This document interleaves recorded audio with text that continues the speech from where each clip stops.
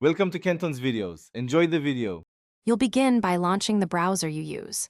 Once open, make sure the app is updated so features behave predictably. Then tap the menu icon and choose New Incognito or New Private tab. This creates a temporary session that won't save local history or cookies after you close it. Start here because it isolates your browsing quickly. If prompted for permissions, allow only what you need, otherwise proceed. From this point, you're in a private session, ready for the next actions.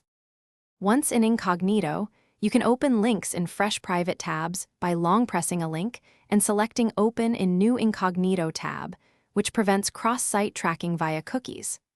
Be aware that if you sign into an account, that session exists only until you close the tab, but any files you download still save to your device.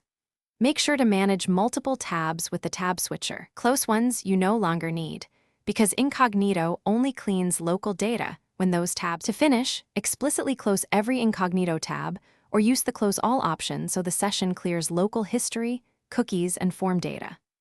Keep in mind Incognito does not hide activity from your ISP, employer, or the websites you visit. Use a VPN for that level of privacy. If pages fail to load or private tabs act oddly, update the browser app and restart your phone. If problems persist, clear the app cache or reinstall. That troubleshooting step usually resolves remaining issues. Thanks for watching. Consider subscribing if we helped you.